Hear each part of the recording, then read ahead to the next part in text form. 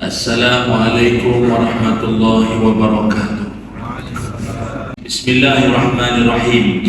Alhamdulillahi rabbil alamin. Wassalatu wassalamu ala rasulillah wa ala alihi wa sahbihi ajma'in. Qala rabbi shrah li sadri wa yassir li amri wahlul 'uqdatam min lisani yafqahu qawli.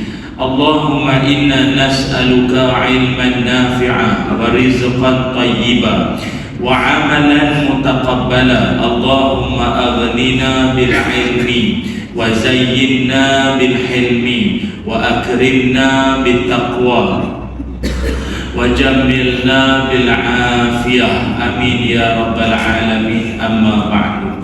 Alhamdulillah, syukur dan puji dipanjatkan kehadrat Allah Subhanahu wa ta'ala. Dengan izin, ketentuan dan kasih sayang Allah, dapatlah sama-sama pada malam ini kita dipertemukan di Masjid Nurul Hidayah, Batu Berendam, lapangan terbang antarabangsa. Amat bertuah lah saya malam ni dapat menyampaikan kuliah di masjid yang begitu hebat ini, dan moga-moga pertemuan kita ini mengundang barakah di sisi Allah Subhanahu wa ta'ala. Amin ya rabbal alamin, insyaallah. Muslimin muslimat yang dirahmati Allah sekalian, syukur kehadrat Allah, malam ini akan kita bincangkan satu tajuk, moga-moga bermanfaat untuk kita bersama. Tajuknya adalah berkaitan tentang wangian syurga. Wangian syurga. Hadirin hadirat yang dirahmati Allah sekalian, kalau tak salah perkiraan saya, hari ini kurang lebih masuk hari yang ke-63 atau 64. Apa yang berlaku, tragedi, kejadian yang sangat menyayat hati berlaku di Palestin. Saudara-saudara seakidah, seislam kita di sana dibantai, dizalimi, diperlakukan dengan kejam. Sungguh pun begitu apa yang berlaku kepada mereka di sana. Allah Subhanahu wa ta'ala tetap menunjukkan kepada kita tanda-tanda kebesaran Allah dengan pelbagai bentuk dan keadaan, yang bagi kita yang mengikuti siang malam lah, kita ikut Facebook lah, Instagram, selagi tak terpadam gambar ke apa, dapatlah kita saksikan daripada wartawan sana apa yang berlaku saat demi saat, minit demi minit, dan apa yang berlaku di sana.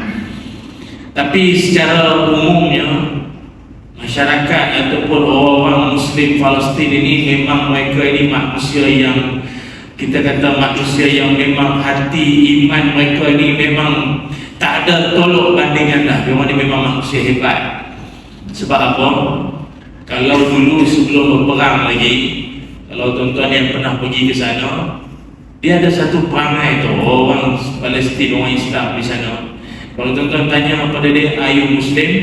Kita tanya dia, "Are you Muslim?" ni kadang bukannya apa, pasal kita nak beli barang. Kalau kita nak beli itu, dia Arab ni dia ada yang apa tu, Muslim, ada yang Kristian.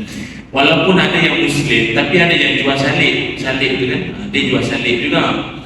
Jadi kita jangan aku Islam ni kau jual salib, pasal apa? Pasal sana dia sampai ada fatwa membolehkan, pasal dia sampai satu tahap ekonomi dia tu, dia nak bayar sewa semua tu, semua memanglah dia sewa tu semua dia bayar dekat Yahudi, harga Yahudi.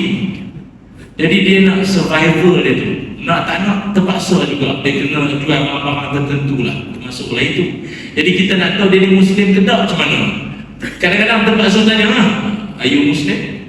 Betul, kalau tuan-tuan pergi ke Mesir, dia ada hari dia, kalau di TV Mesir tu Arab, tapi dia pakai jubah hitam, sorban hitam, tapi ada lambang salib. Dia doa Rabbana juga, Rabbana. Jadi ada ayah-ayah yang anak dia convocation, buka TV Rabbana, tak ada tangan selalu. Jangan, itu Kristian tu. Dia bahasa Arab juga, tapi dia Kristian. Jadi kita nak tahu dia Muslim ke tak. Jadi kita tanya dia, "Are you Muslim?" Kalau tuan-tuan perasan, jawapan dia orang ni semua lebih kurang sama je. "Are you Muslim?" Tahu dia jawab apa? "Alhamdulillah, ana Muslim." Jawapan bahawa dia tu Islam didahului dulu dengan Alhamdulillah. Dia kata, "Segala puji bagi Allah, aku ni Islam." Maknanya dia sangat menjiwai agama Islam tu dalam hidup dia. Sebab Islam yang ada pada dia itu bayaran dia kematian mak bapak, kematian isteri, anak dan cucu. Islam yang dia pegang itu. Waktu dia orang Allah Akbar, dia orang jiwa dia luar biasa lah, lain pada yang lain. Anak meninggal, bapa, rumah kena bom, mulut dia tak hati-hati. Hasbunallah wa ni'mal wakil, hasbiyallah wa ni'mal wakil, ni'mal maula wa ni'mal nasir. Itu pun mulut dia. Kalau perempuan-perempuan pula malam-malam kalau tidur semua bertudung belaka. Sampai press kan, yang wartawan tu tanya, dia kata, makcik kenapa tidur pun pakai tudung padahal rumah sendiri. Dia kata, kan rumah aku kena bom, kalau aku mati dalam keadaan menutup aurat. Ini belum mati pun tudung tak nak pakai, macam mana? Malu. Dia jiwa dia lain, dia sampai tahap jenazah dia pun kalau boleh aurat sempurna, nak menghadap Allah cara baiknya. Dia tahu anytime dia boleh mati. Baik itu anak-anak kecil semua, jiwa dia orang memang hebat. Baik itu dalam banyak-banyak kejadian yang sepak hati kita ini yang terlalu banyak sekali adalah apabila jenazah-jenazah dalam hospital, yang mana hospital Ashifa tu kan banyak bergelimpangan jenazah apa semua. Tentu kalau tengok kebanyakan dia orang banyak mana pakai penutup muka, mana pakai face mask, mana pakai. Dia kalau dah jenazah banyak sangat, biasanya dia ada bau busuk. Tapi apa yang dilaporkan adalah walaupun dah berhari-hari jenazah itu, jangankan kata tak ada bau busuk mayat, akan tetapi yang mereka bau adalah bauan harum, wangi daripada tubuh para syuhada, orang yang gugur mati syahid itu semua. Ini kemuliaan Allah tunjuk di dunia lagi. Sebab itu ada orang tanya, Ustaz, di dunia ni memang adakah manusia yang berbau harum macam tu? Jawabnya ada. Sebab itu wangian ini, ataupun ada setengah orang Allah Ta'ala akan bagi rezeki. Syurga ni dia ada wangian dia. Lepas tu kalau tuan-tuan baca dalam surah Al-Waqi'ah, kan Allah Ta'ala ada sebut wangian syurga itu disebut sebagai raihan. Raihan ni maknanya wangian syurga. Jadi mana-mana orang kalau nama dia Raihan tapi perangai tak apa syurga, kita mintalah dia turun tukar nama dia kepada Hairan. Aku hairanlah engkau. Subuh pukul 11 pagi tapi nama wangian syurga, kau terbaliklah nama engkau tu. Dan dia wangian syurga ni maksudnya ataupun dalam bahasa Arab dia disebut sebagai Raihan. Nabi kita Muhammad sallallahu alaihi wasallam waktu dalam peristiwa Isra wal Mi'raj, Nabi kita telah pun Allah izinkan untuk melintasi kawasan syurga, sehingga kan sahabat pun bertanya, ya Rasulullah, ceritalah sikit suasana syurga tu macam mana. Nabi pun cerita bahawa syurga itu mala aina ra'at wala uzuna sami'at wala khadrin ala qalbin bashar. Nabi kata, aku nak cerita syurga pun payah, pasal tak pernah dilihat oleh mata, tak pernah didengar oleh telinga, tak pernah terlintas walau dalam hati. Dia mana-mana tempat paling cantik pun dalam dunia ini, kalau tuan-tuan nak bagi tahu orang yang tak pernah pergi, tuan-tuan mesti akan samakan dengan mana-mana tempat dalam dunia. Orang yang tak pernah pergi New Zealand, tuan-tuan nak bagi tahu dia lebih kurang macam apa? Dia macam kundasang lah. Dia macam kundasang lah. Dia ada lembu, dia ada susu, dia sejuk. Naik sikit ke Gunung Kinabalu kan. Kundasang tu tempat orang nak sampai dan naik tu minum. Dia ada sejuk-sejuk, minum susu lembu sedap. Orang yang pernah pergi kundasang, dia boleh dah cerita New Zealand macam kundasang, okey lah. Tapi syurga siapa pernah pergi? Orang kata syurga tu, syurga ni dia macam apa? Pergi tak pernah macam mana? Yang dah meninggal pun dah datang balik boleh cerita. Nabi je lah yang pernah pergi pun. Nabi kata, aku nak pergi. Macam mana aku nak pergi contoh? Tak ada dalam dunia. Walaupun ada juga orang cakap, wih Ustaz macam syurga. Macam ada satu rumah orang kaya tu dekat Kelang, rumah Tan Sri apa tu. Dia ni hebatlah, orang hebat. Dia jemput saya ceramah.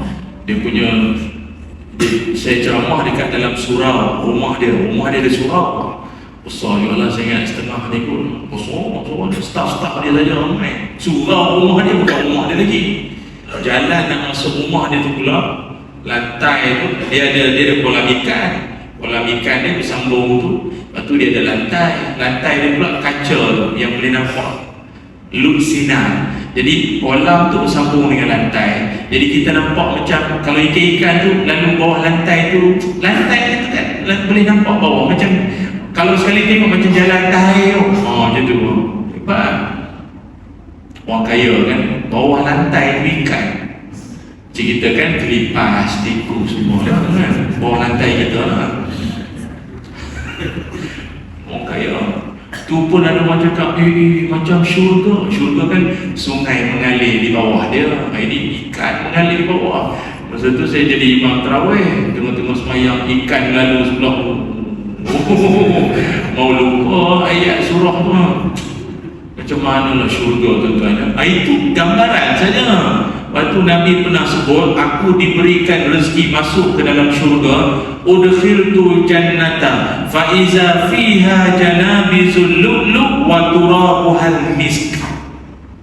Kata Nabi Muhammad SAW, ketika aku masuk ke dalam syurga, aku mendapati dalam syurga itu dia punya kubah-kubah dalam syurga semuanya dibina daripada mutiara, dan tanah di syurga itu adalah dari kasturi, misk.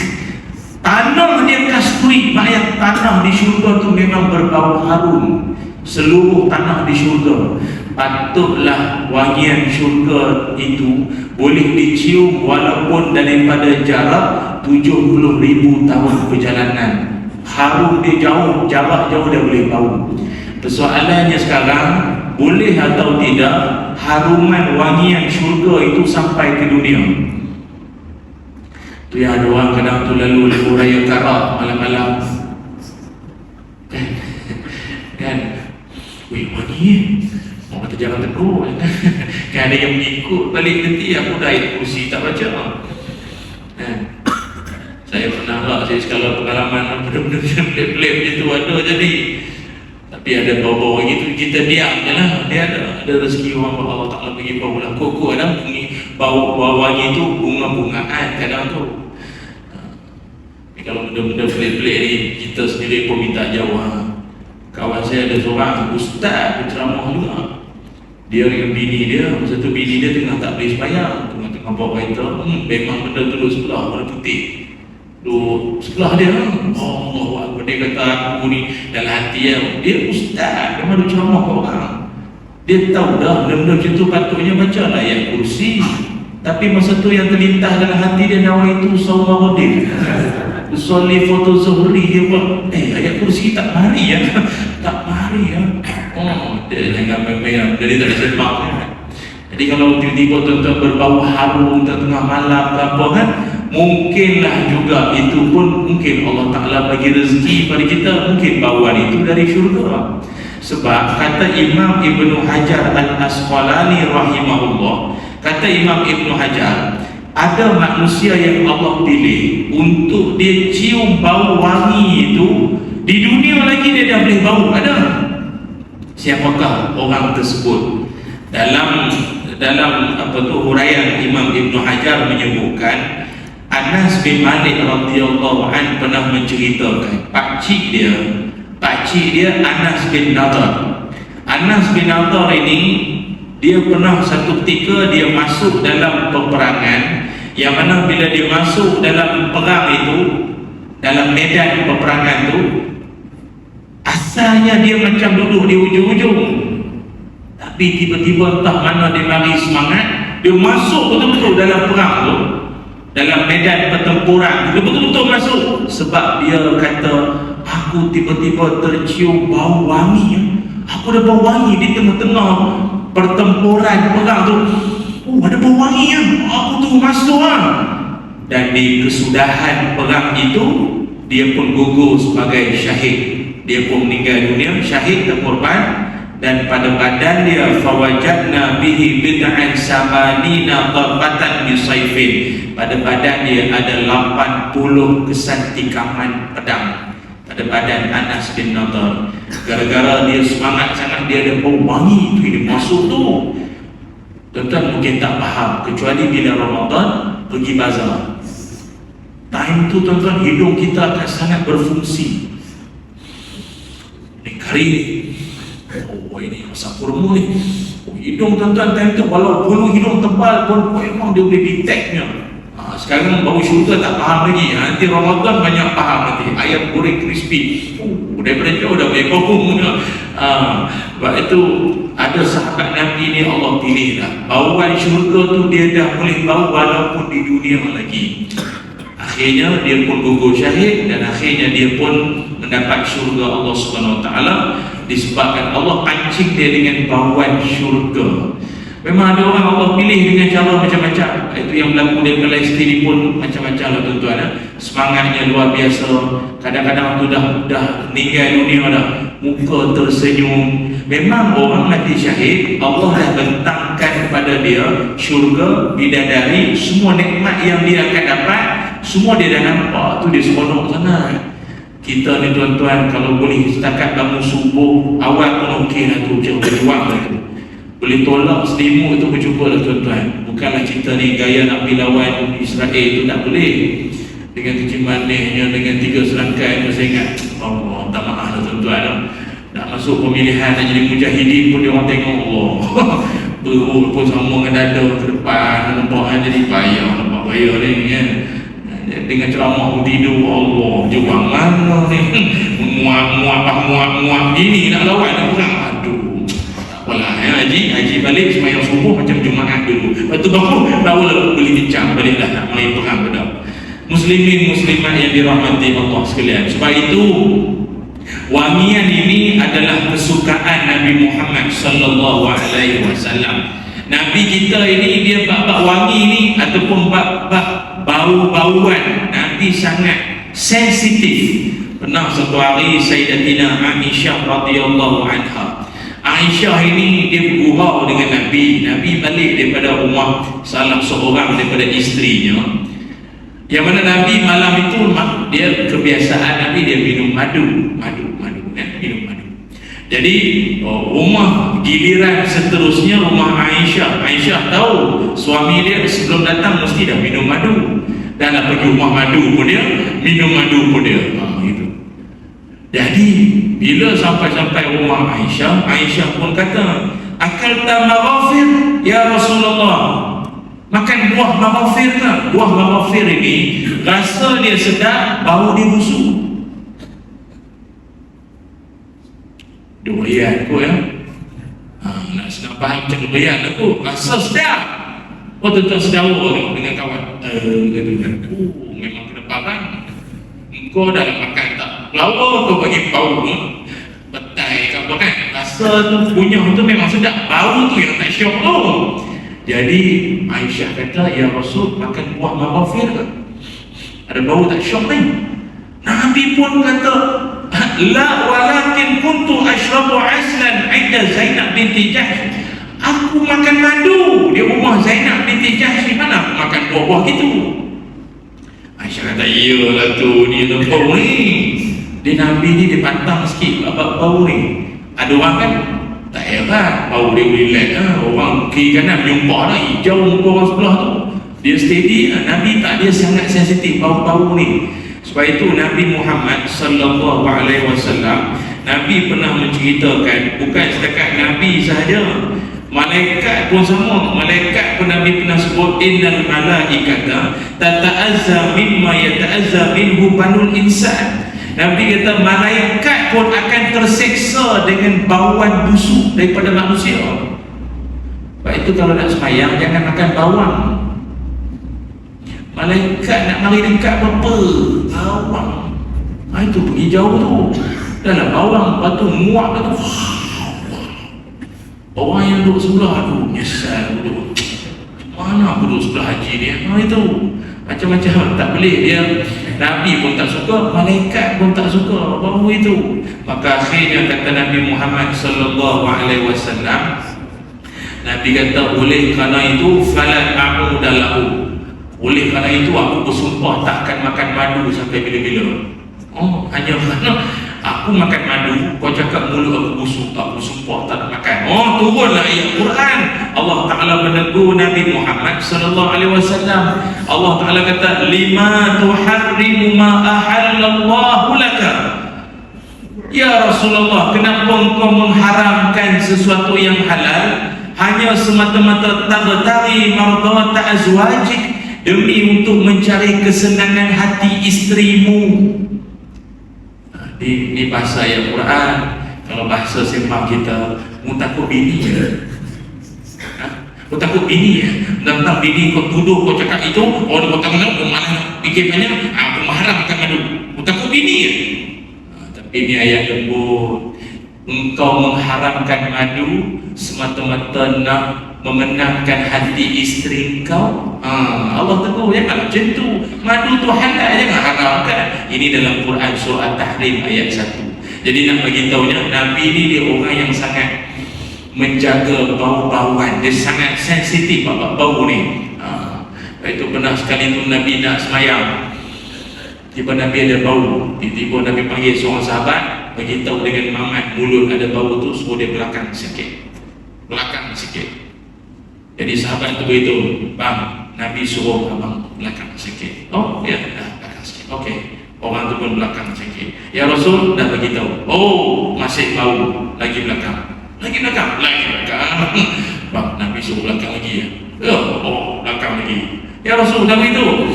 Bau lagi. Belakang lagi. Tuan-tuan tahu, masa tu semayang dekat Masjid Nabawi. Masjid Nabawi, komplek asal yang kubah hijau tu, Nabi suruh Muhammad tu belakang sampai mana? Sampai perkuburan Baqi'. Tuan-tuan pernah pergi kan kuburan Baqi' kan? Berapa ratus meter tu, kalau ikut Nabi suruh balik kan? Tapi tak hati kau dah datang, tapi jauh. Nabi tak suka bau-bau ni. Baik tu, maaf kalau ada dalam kalangan kita kawan-kawan terbuik, jangan kecil hati. Ingat, di agama ni dia akhlak. Kena harum tu, nak kena menjaga sikit lah kalau boleh itu kan. Cumanya kita semua berdoa lah pada Allah agar bukan setakat Anas bin Nadar, sahabat-sahabat Nabi sahaja yang mendapat peluang untuk mencium haruman bau syurga, malah kita pun sama dapat cium bau syurga nanti. Amin ya rabbal alamin. Cuma tuan-tuan semua, nak cium syurga ni bukan senang. Walaupun orang kata, alah ustaz, kita umat Nabi, takkan Nabi tak bagi pecat, kita pun cium. Tak, dia bukan cerita cat tak cat. Dia macam ni, ada golongan yang Allah Ta'ala haramkan daripada cium bau syurga. Agaknya dia nak cium bau syurga, no, tak boleh. Dihalau daripada cium bau syurga. Persoalannya, siapakah golongan yang diharamkan Allah Ta'ala dari mencium bau syurga? Siapakah golongan tersebut? Yang pertama, ini kita belajar malam ya. Maknanya daripada tadi, sekarang baru masuk tajuk. Boleh tuan-tuan terbang Palestin, balik Melaka, balik semua, baru masuk tajuk Yang pertama, golongan yang Allah haramkan daripada mencium bau syurga itu adalah manusia yang sombong. Action baby lotion, you know. Jadi puak-puak belagaknya orang ini semua tak ada harapan untuk nak mencium bau syurga. Nabi Muhammad sallallahu alaihi wasallam, Nabi menyebut dalam satu hadis, kata Nabi, ma min rajulin yamutu hina yamutu wa fi qalbihi misqala habatin min khardalin min kibrin tahillu lahul jannah ay yariha rihaha wa la yaraha. Nabi SAW bersabda, kata Nabi, tidaklah seorang itu dia mati, dia meninggal dunia dalam keadaan dalam hatinya itu ada sombong, ada belagak, kecuali orang tersebut Allah Ta'ala tidakkan membenarkan dia untuk mencium bau syurga. Allah haramkan dia bau syurga, dan jangankan bau syurga, Tengok syurga pun tak boleh. Orang kata kadang kita pergi rumah contoh, orang buat rumah perumahan kan, memang letak beli rumah tu, bagilah tengok pun tak boleh. Jahat, sombong, sana pergi. Bau, saya tak makan tapi mau ambil bau pun tak boleh. Haram, sana pergi. Macam mana tuan-tuan? Siapakah golongan ini? Sombong. Manusia sombong. Waktu kita dalam dunia ni, janganlah jadi manusia sombong, tuan-tuan. Manusia sombong ni biasanya bodoh. Dan biasanya bodoh tu sombong. Dia mesti adik-beradiknya, dia equal. Dia sama dengan. Biasa orang yang sombong ni bodoh biasanya. Tuan-tuan tengoklah, siapa nama yang nak membunuh Nabi Ibrahim tu? Namrud. Apa benda lah punya perangai manusia.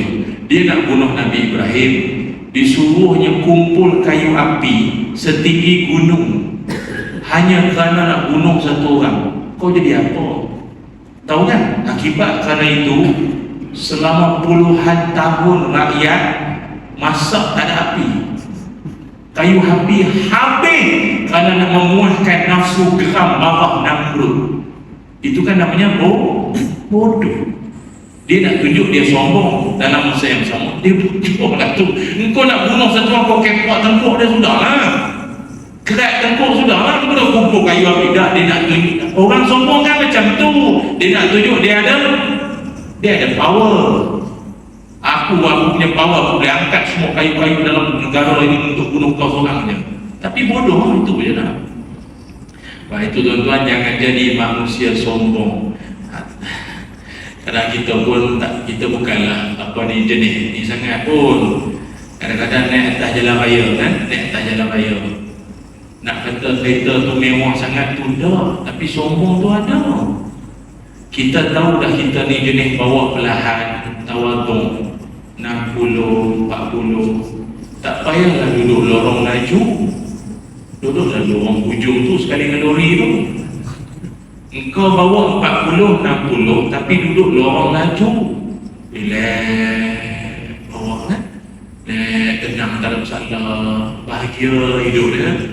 Jadi ada kereta belakang nak motong, menyucuk belakang. Kereta yang depan tu patutnya bagilah laluan, sebab yang belakang tu pun bayar teks. Bukan tak bayar, dia bayar, betul siap bayar. Jadi bagilah laluan, tapi ada orang dia tak bagi sombong dan mempertahankan, berkekang. Kau tahu tak yang nak potong kau tu siapa? Entah-entah penceramah.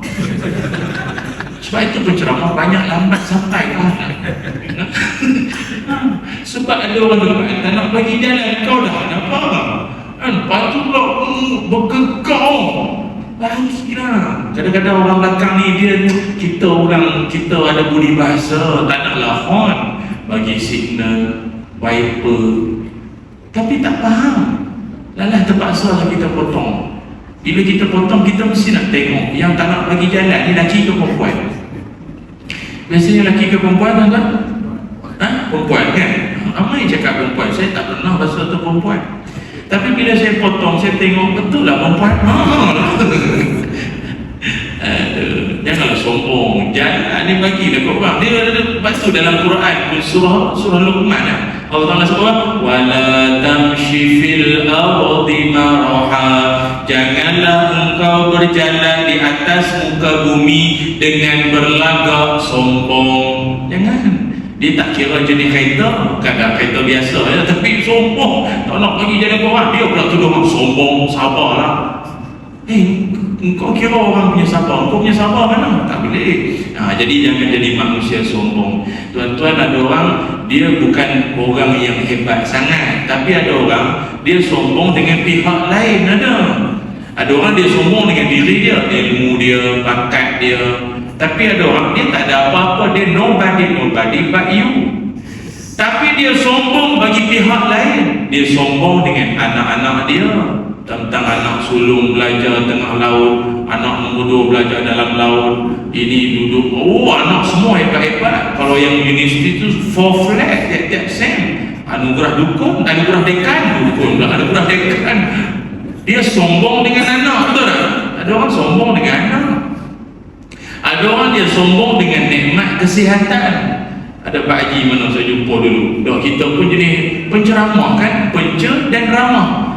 Jadi kita ramah lah. Jadi kita nampak Pak Haji tu, mana motor ke kereta mana Pak? Mana Ustaz, saya tak main lah motor kereta Pak. Ni kaki ni 70. Lepas tu ayat ujung tu yang saya suka dengar lah. Ustaz muda-muda pun naik motor, naik kereta, apa ni. Pakcik tu dah meninggal dah. Saya baru dapat berita dia meninggal dah. Jangan sombong. Mulut tu nampak sikit awak tu datang masjid, Alhamdulillah, Allah Ta'ala beri bijak, sihat, walaupun makan udang sotong macam tepung siang malam, okey, tak ada bengkak pun, Alhamdulillah. Tersau lah sikit bunyi tu. Jangan sombong. Ada orang dia sombong dengan jumlah isteri. Kita tabik hormatlah pada mereka-mereka yang isteri lebih daripada seorang ni. Tapi awak janganlah sombong. Tapi setakat ni yang saya duduk sembang-sembang, orang Malaysia lah yang juara lah bab-bab ni. Kawan-kawan saya dulu masa bagi misi bantuan dekat Syria kot, tak silap. Di Syria pun dia ada juga pokok mujahidin dia kan, pejuang-pejuang dia pun ada meeting yang ustaz-ustaz kita ni. Ustaz-ustaz kita, dia orang bertaruh, saling berkenal-kenalan, isteri, anak, belajar mana dulu. Jadi ustaz kita lah, bila mujahidin tanya soalan, anak berapa orang, isteri. Ustaz tu tahu isteri saya 3. Mujahidin tu cium tangan ustaz tu, Masya Allah, kami yang Israel lawan, tapi yang bini tak boleh. Mujahidin tu semua isteri semua seorang semua. Dia kata dengan Israel dia lawan, bini tak boleh. Habis dia tembak balik lah. Jadi orang Malaysia ni dia ada perjuangan dia yang tak pernah berkesudahan lah. Jadi tapi janganlah sombong. Ustaz isteri berapa? Seorang. Baru ustaz ceramah yang seorang nak ikut. Jangan sombong. Doa. Doa lah. Silakan.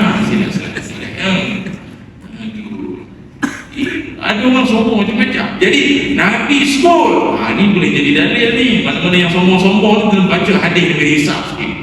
Jadi Nabi sebut puak-puak sombong tak ada harapan mencium bau syurga.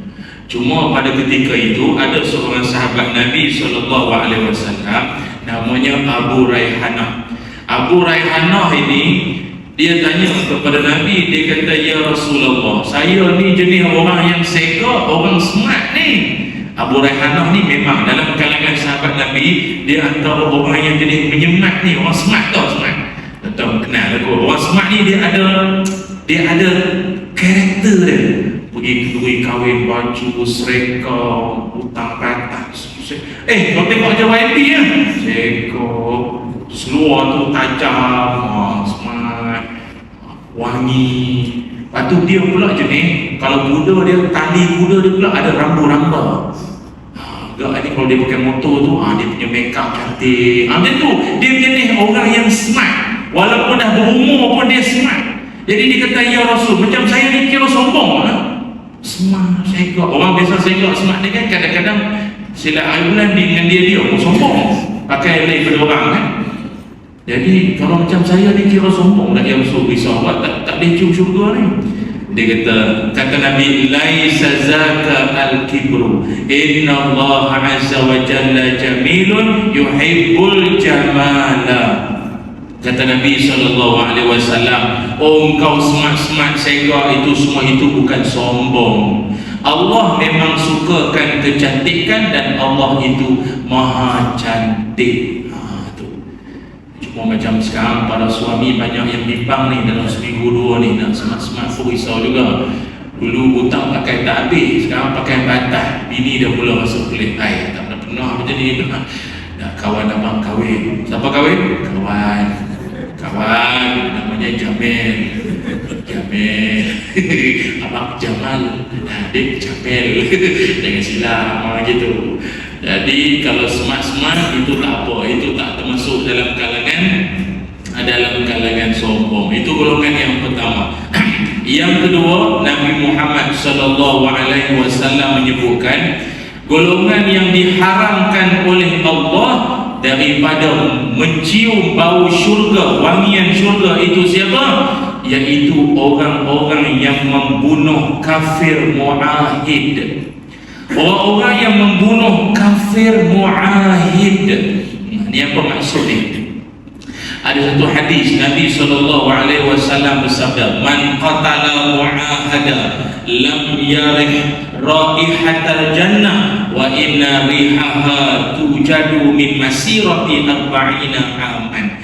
Kata Nabi SAW, siapa-siapa yang membunuh kafir mu'ahid, itu Allah akan mengharamkan dia daripada mencium bau syurga, padahal bau syurga itu boleh dicium dari jarak 40 tahun perjalanan. Baik, persoalan, siapakah itu kafir mu'ahid? Kata Imam Al-Barawi, kafir mu'ahid ini adalah duta. Bukan duta produk shampoo, duta olive tint, duta sabun dozi, bukan. Duta ini maksudnya orang-orang yang menjadi perwakilan negara dia, ataupun satu-satu pihak yang dia mewakili. Kita tak boleh bunuh wakil tu, tak boleh dibunuh, tak boleh.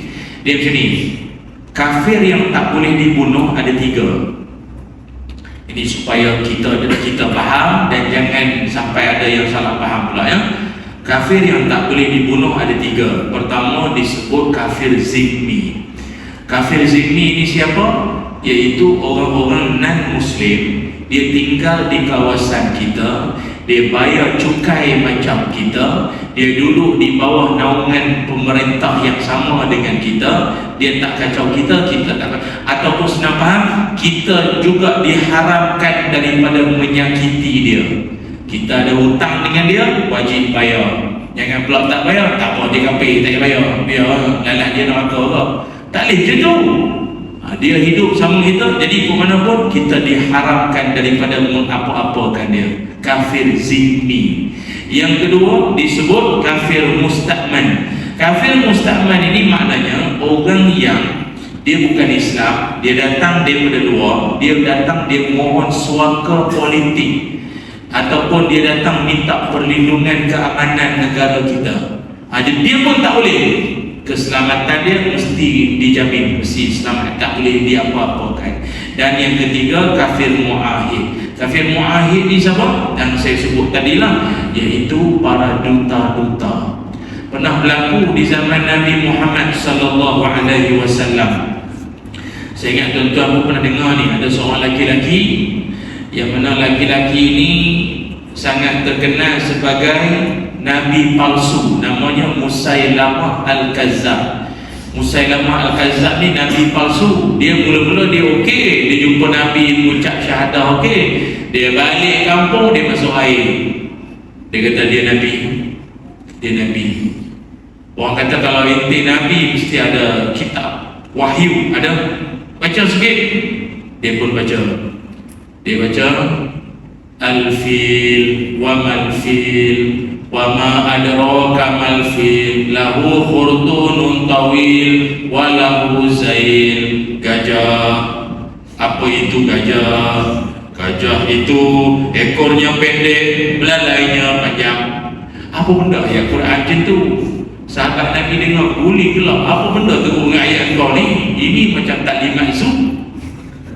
Padahal dalam Quran ada tak surah tentang gajah? Alam tara kaifa fa'ala rabbuka bi ashabil fil. Versi dia kan, versi masuk air. Lepas tu ada sekali dulu dekat Madinah mengalami kemarau. Jadi banyak telaga-telaga ni air sikit. Dia orang jumpa Nabi, kata ya Rasulullah, air tinggal sikit, macam mana nak mandi, nak minum, nak masak semua. Nabi pun ludah.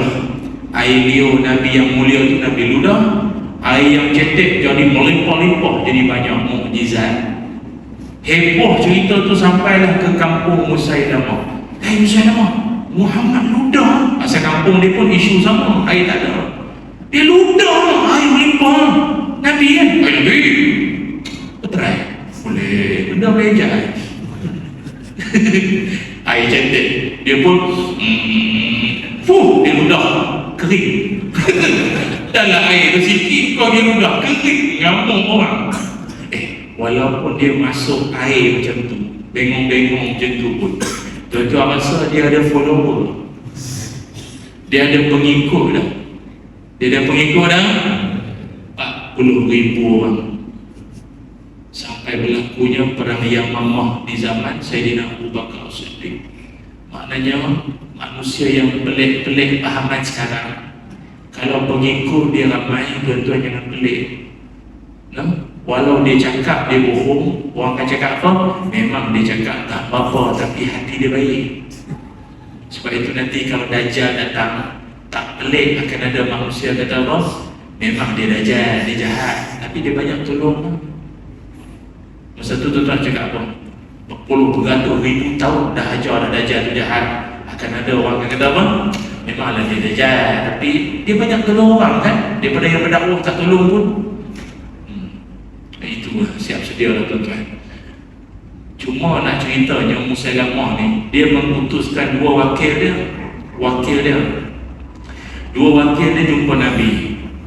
Rupanya Musailamah ni dia nak ajak Nabi buat kerajaan campuran. Memang dia orang berlainan, tapi dia hantar tu macam diplomat dia untuk pergi bincang dengan Nabi, berunding. Boleh tak kita jadi kerajaan campuran? Boleh tak? Dia ada agak niat itu. Jadi wakil dia datang jumpa Nabi, dia kata, ya Rasul, kami ni datang wakil pada tok guru kami lah, Syekh As-Sahibul Musailamah.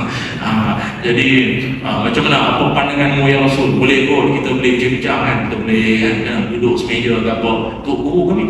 Nabi siap tanya, korang ni macam mana boleh percaya dengan tok guru kau yang macam tu? Kata dia orang, tok guru kami ni dia cakap tu semua betul, kami percaya dia. Nabi pun agaknya gerak pun masa tu. Nabi yang ori masih hidup, Nabi putus state lah. Nabi fake.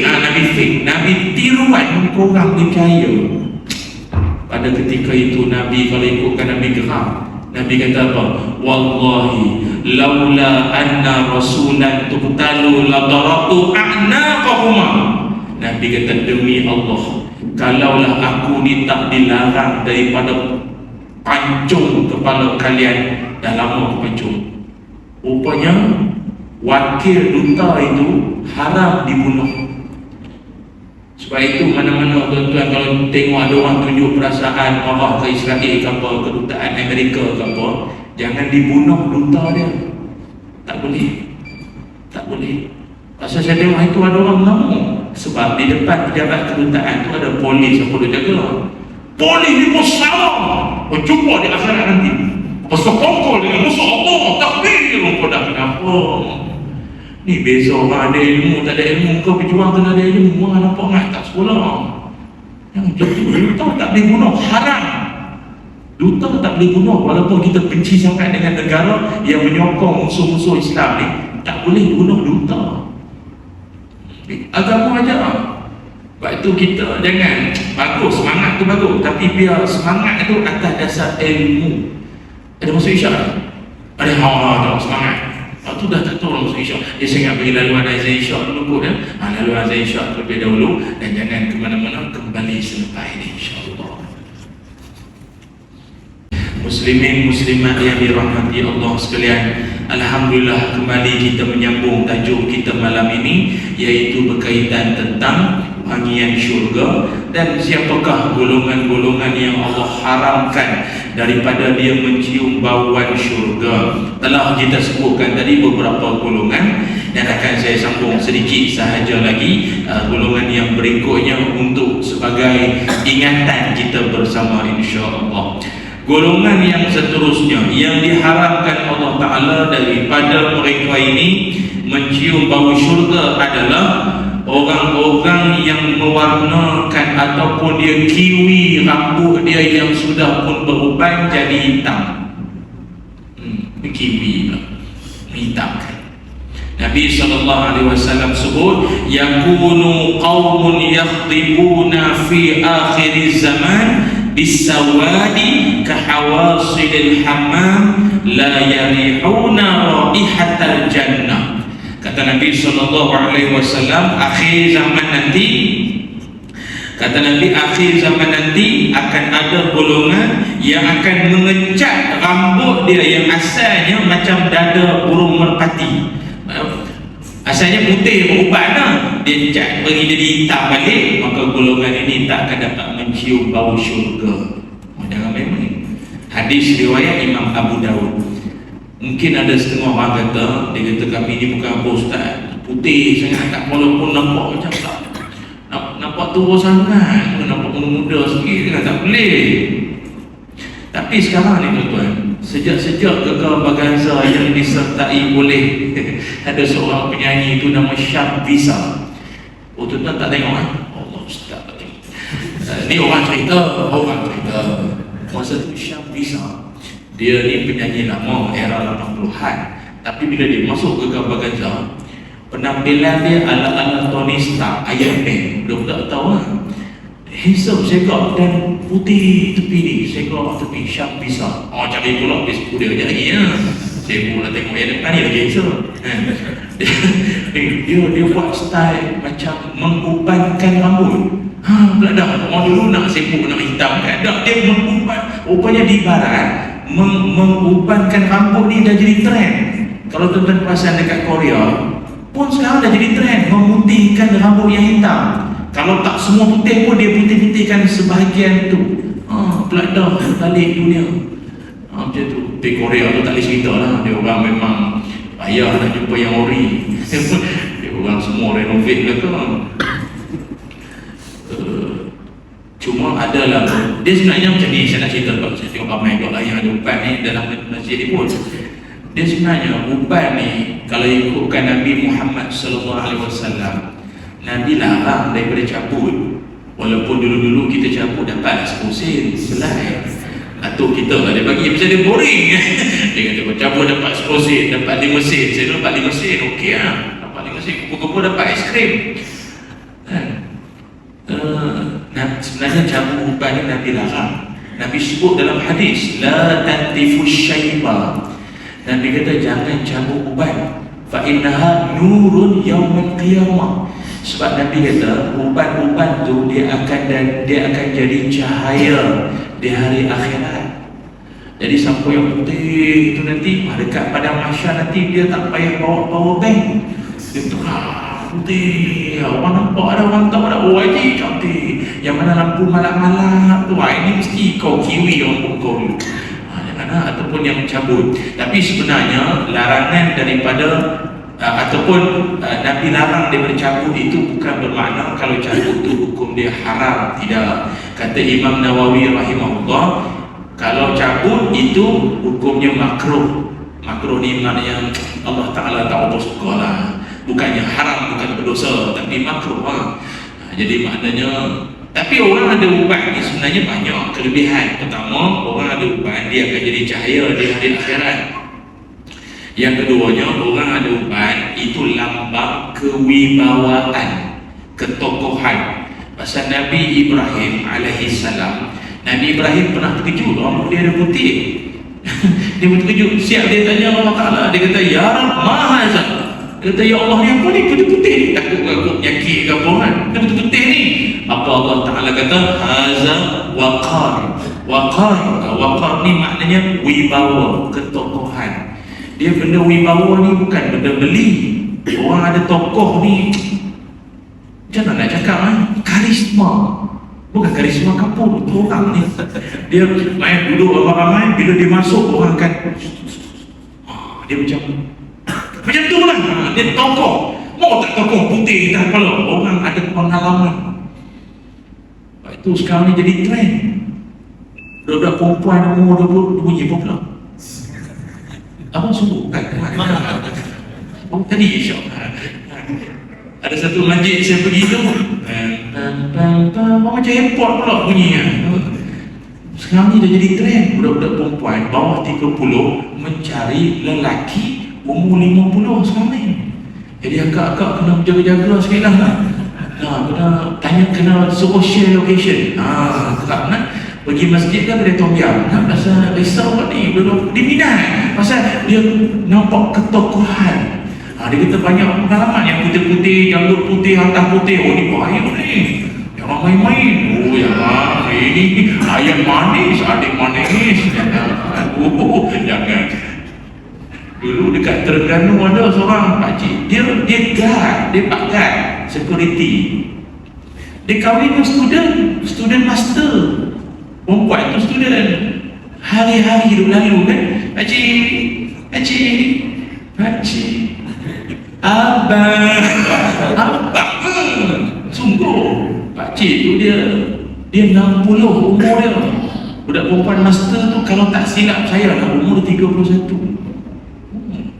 Tuan-tuan rasa, maksud kan dia masuk heboh kat Facebook itu ni.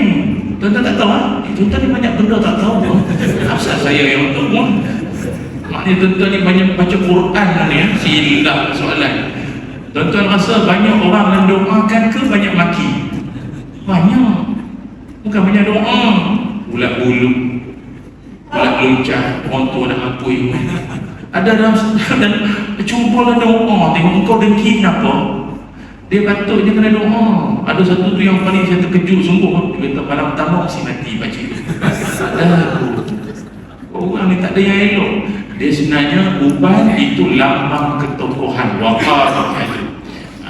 Itu sekadar nak bagi tahu je lah. Tapi ada juga orang-orang tertentu yang dibenarkan untuk menginai rambut dia. Kan menginai. Macam contoh bapa kepada Sayyidina Abu Bakar As-Siddiq masa hari pembukaan kota Mekah. Ayah Sayyidina Abu Bakar ni memang putih tu, putih. Nabi suruh inai dia kalau putih sangat pun nampak Islam ni, Islam tu tumbuh semua. Dia tak mahu tu, Nabi nampak gah sikit kan. Macam kita polis trafik kan, polis trafik boleh lah anggota keselamatan penguat kuasa takkan putihnya. Trafik putih, mak rempit gelap lah. Dia kena dia biar merah, ada apa perang kan, apa karang sikit. Macam saya rumah saya dekat dengan nilai 3 jual kapek. Saya tak faham kenapa Bengali kapek ni semua, Pakistan ke Bangladesh ni semua banyak semua misai oren, perang semua. Pasal banyaknya dia orang buat itu, pasal banyak orang beli kapek hutang. Jadi bila hutang tak berhenti bayar. Jadi bila dia merah oren tu dia garang sikit, bila mau bayar. Okey. Tapi kalau putih siapa nak bayar? Esok-esok mati. Dia perang, takut, garang macam malaikat maut tengok tu. Jadi ada orang tertentu yang dibenarkan untuk inai. Tuan-tuan dah tak ada apa duk main cucu biar dah putih tu kan, biar nampak salji atas kepala tu. Itu golongan yang seterusnya lah. Yang berapa? Yang ketiga pun. Dan yang keempat, Nabi Muhammad sallallahu alaihi wasallam juga menyebutkan golongan yang diharamkan mencium bau syurga. Itu siapa? Iaitu seorang perempuan. Agak dengar. Seorang tulis. Seorang yang tadi tertulis tak apa, yang ni kena tulis. Seorang wanita yang meminta cerai daripada suaminya tanpa alasan, tanpa sebab, suka-suka dia nak minta cerai pun sama. Kata Nabi Muhammad sallallahu alaihi wasallam, ayyuma imra'atin sa'alat zawjaha talaq min ghairi ma ba'sin fa haramun 'alaiha raihatul jannah. Kata Nabi SAW, siapa-siapa perempuan yang minta cerai daripada suaminya tanpa alasan, haram baginya mencium bau syurga. Hadis riwayat Imam At-Tirmizi, Imam Abu Dawud, Ibnu Majah dan Imam Ahmad. Ni jangan main-main kak ya. Walaupun kita tahu kadang setengah perempuan ni mulut dia laju, dia kadang dia geram kat lelaki dia. Cerai. Tambah. Cerai. Kita lelaki kamu boleh minta cerai, tak tentu pasal tak boleh, kecuali kalau dalam hal-hal tertentu. Contoh, seorang suami tidak memberikan nafkah zahir, itu boleh ada sebabnya. Maknanya suami dia tak bagi nafkah zahir. Apa dia nafkah zahir? Makan, minum, pakaian keselamatan, perlindungan kesihatan, sampai kebajikan isteri pun tak jaga. isteri tu dah nak bersalin malam tu, suami tu kata apa? Esok jalan panas gitu. Suami dia tu patut rendah dalam bola kan, patutnya dia tak pedulikan isteri. Ni nafkah zahir sampai tak bagi langsung tak boleh. Rumah tak ada, duduk bawah jabatan. Bini tanya abang, kenapa abang tak pernah beli rumah? Dia kata rumah beli pun buat apa? Tak lama dajjal hari kiamat sama kan. Dengar ceramah banyak sangat pasal kiamat pun payah juga ya. Sampai rumah tak nak beli, dia kata tak payah, duduk kiamat kan. Dia tak tahu yang dia kiamat dulu nanti. Yang kedua, kalau perempuan nak minta cerai mungkin kerana faktor tak dapat nafkah batin. Dia nafkah batin ni bukan cerita atas katil saja, maknanya kasih sayang apa semua tu, dan termasuklah juga masalah-masalah dalaman. Tak bawah umur pun ada, payah pula nak cakap. Maknanya seorang suami tu dia sudah maknanya dia ada masalah kelakian lah. Al-mautul fujuku, macam tu, faham? Al-mautul fujuku ataupun al-fujuku al-arwah. Tak faham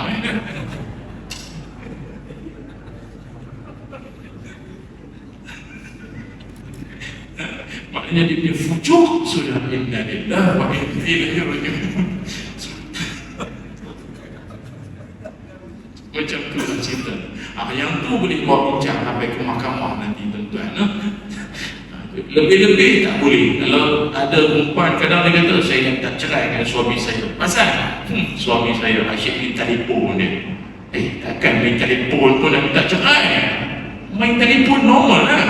Lain lah kalau suami akak main batu lesung. Itu lebih. Dia tengok batu lesung macam tu, itu something lah. Lagi awak ni kena check. Ataupun saya nak minta cerai dengan suami saya. Pasal suami saya dia minat perempuan, pembaca berita pun dia syok. Jadi saya nak minta cerai. Laki-laki minat perempuan itu normal ke? Tapi kalau dia minat lelaki, something wrong. Dia tengok ustaz jubah putih ni pula handsome ustaz, Allah. Itu bahaya. Yang tu boleh buat bincang sampai ke mahkamah. Pasal sekarang ni memang agak benda tu betul-betul jadi tuan-tuan. Dah kahwin dah lama baru tahu rupanya suami dia tak normal. Rupanya tak normal tu lah tu kecenderungan hati dia macam-macam lagi. Jadi kalau selain daripada tu, jangan senang-senang minta cerai kak ya. Jangan. Itu tulis tak? Tulis yang mana? Al-mautu fujuh. Tu saya bahasa apik tu. Apa tuan-tuan tak faham? Dia bukan bahasa Arab sangat. Hanya orang Melaka yang faham ni. Dan siapakah lagi golongan yang diharamkan mencium bau syurga? Iaitulah golongan yang mana dia menasabkan dirinya kepada bukan bapa dia. Tak boleh. Dia menasabkan dirinya kepada bukan ayahnya. Ni apa maksud ni? Apa maksudnya? Nabi Muhammad sallallahu alaihi wasallam dalam satu hadis Nabi menyebutkan man idda'a ila ghairi abihi lam yarah raihatal jannah. Nabi kata siapa-siapa yang mengaku keturunan dari orang lain yang bukan ayahnya sendiri juga diharamkan daripada mencium bau syurga. Tuan-tuan faham maksudnya apa? Maknanya ayah dia bin lain, tapi dia binkan orang lain. Kadang-kadang tu atas faktor sebab dia nakkan privilege kan. Sebenarnya ayah aku dia Ramli. Sudah. Pasal orang kata engkau punya suara tu malam bulan ni kau macam sebenarnya bapa aku dia Ramli. Dia cakap macam tu haram mencium bau syurga. Faham tak tuan? Faham tak? Tak boleh. Kau mengaku bapa kau siapa? Tak boleh kita menisbahkan menasabkan diri kepada bukan ayah sendiri. Sebab itu hukum dalam bab mengambil anak angkat. Kan dia ada setengah orang dia kahwin bertahun, akhirnya tak ada anak, lepas tu dia dia ambil anak angkat. Walaupun anak yang dia ambil itu dia bela, dia jaga, kasih sayang semua, tetap tak boleh bin kepada kepada dia, tak boleh sama sekali. Kalaupun dia tak boleh bin, apakah kaedahnya ustaz nak ada nama anak tu dengan nama saya? Paling-paling pun kalau boleh dia ada sebut dengan istilah maula. Maula. Contoh budak tu namanya Ahmad. Ahmad. Yang jaga Ahmad ni Ahmad bin Zaki sepatutnya, tapi yang jaga dia Osman. Jadi kita boleh sebut Ahmad Maula Osman. Macam tu. Dia tak boleh apa ni bin kepada bapa angkat, tu tak boleh. Tapi dalam isu ni sebenarnya yang paling masalah sekali adalah kebelakangan ni lah yang saya tengok. Ada orang dia mengaku dia keturunan Nabi, itu masalah tu. Masalah sikit. Sebab keturunan Nabi ni keturunan yang tak boleh dibuat main-main, tuan-tuan. Kalau dia tu orang macam Imam Syafi'i, tu iyalah. Imam Mahdi, iyalah. Ini orang tak mana-mana punya datang, tiba-tiba dia mengaku. Dia sebab itu kalau tuan-tuan perasan, orang yang ada macam Said Sharifah, perempuan Sharifah, Said. Dia sebenarnya, dia Said ni pun, dia ada al kat belakang. Dia ada biasanya Said dan al apa-apa kat belakang. Contohnya sama ada Al-Idrus, Al-Khirat, Al-Yahya, Al-Attas, Al-Sagaf. Ini dia ada keturunan dia. Kita kalau bukan itu jangan mengaku. Jangan mengaku. Pasal dia keturunan yang al-al yang saya sebut tadi tu hebat-hebat. Contohnya macam Al-Idrus. Al-Idrus ni banyaknya orang yang alim-alim, ulama-ulama. Al-Yahya kebanyakannya pejuang-pejuang, orang yang berani-berani ni. Al-Attas orang-orang kaya dan alim. Kalau As-Sagaf kebanyakannya orang kaya-kaya. Ini bukan main bubuhnya Sagaf apa bubuh lah. Dia memang ada keturunan dia. Memang ada keturunan dia. Dia Said al-apa. Tapi yang saya sebut ni semua Al-Idrus, Al-Khirat, Al-Yahya, ini semua yang soleh, yang semayang semualah. Ada juga yang tak semayang, alkohol. Itu tak semayang lah. Itu lain. Tapi kalau macam contoh tuan-tuan, dia satu lagi dia sebut sebagai laqab. Laqab ni gelaran. Ada setengah orang dia letak al kat belakang bukan kerana keturunan, tapi kerana tempat kelahiran ataupun tempat pengajian. Itu boleh. Contoh pernah dengar tak? Ada orang nama dia Ustaz ke Datuk ke sekian-sekian, ujung At-Tantawi. At-Tantawi itu mengambil nama tempat ataupun daerah di Mesir, namanya Tonto. Jadi letak disebabkan dulu dia belajar sana, dia balik jadi At-Tantawi. Siapa lagi? Al-Marbawi, Syekh Al-Marbawi. Ada kamus dia kan yang sangat terkenal, kamus Marbawi. Al-Marbawi itu Lubuk Merbau. Lubuk Merbau, Al-Marbawi. Jadinya. Lepas tu ada Syekh apa tu? Sallallahu Muhammad. Apa Syekh apa? Al-Faqwi tu, Al-Faqwi. Al-Faqwi sebab Lubuk Paku. Lubuk Paku. Jadilah Al-Faqwi. Al-Faqwi. Dulu kalau tuan-tuan tengok TV Al-Hijrah, tuan-tuan perasan tak tulisan Al-Hijrah? Al-Hijrah itu adalah hasil tangan Al-Fadhil Ustaz Zainal Sakiban Al-Jauhari.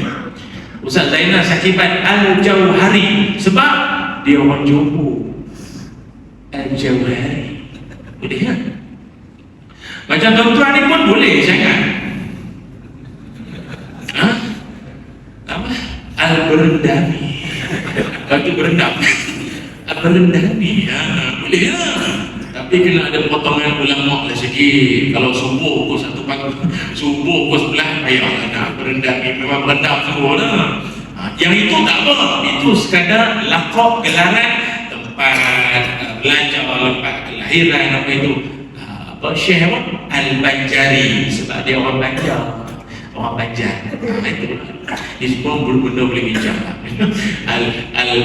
Dulu apa? Guru Quran kita dulu kan? Ayah pada Jalaluddin Hasan. Al-Azhari. Al-Azhari. Itu sebab belajar di Universiti Al-Azhar. Jadi banyak cerita tu. Jadi bukan satu benda yang boleh sewenang-wenang seseorang itu untuk nak mengaku keturunan dia kalau itu bukan bapa sebenar dia. Boleh tuan-tuan kan? Cukuplah sekadar inilah sembang-sembang kita malam ini.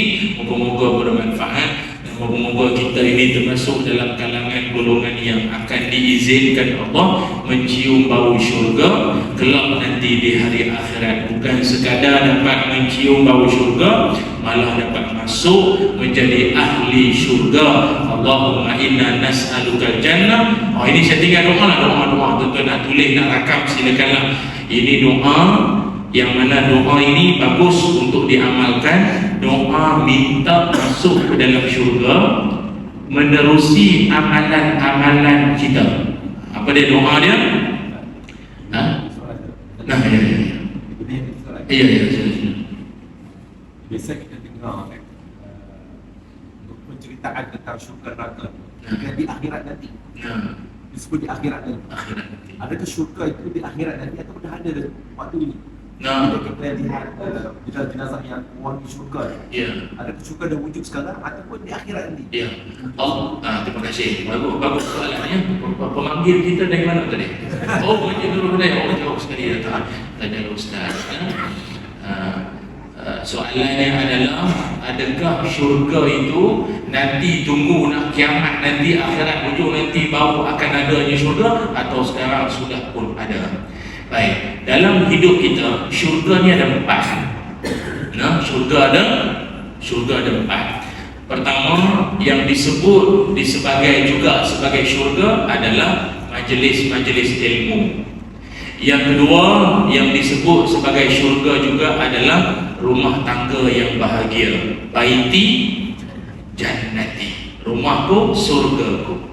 Yang ketiga yang juga disebutkan sebagai syurga ataupun taman-taman syurga, itulah kubur-kubur orang beriman.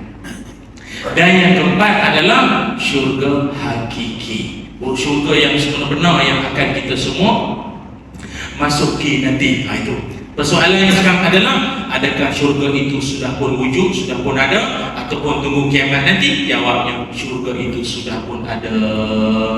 Dalilnya apa?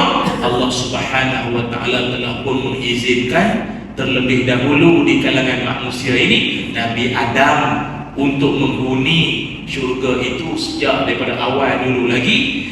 Dah masuk, cuma atas sedikit pelanggaran Allah keluarkan daripada nikmat syurga itu.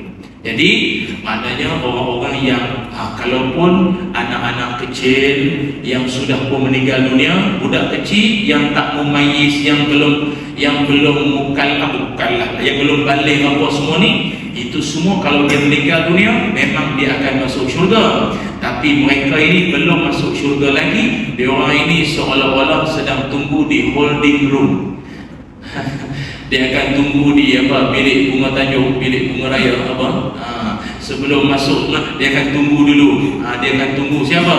Tunggu mak ayah dia untuk masuk sekali sama-sama. Tapi sedang dia tunggu pun tunggu dalam nikmat, tunggu dalam keseronokan. Itu.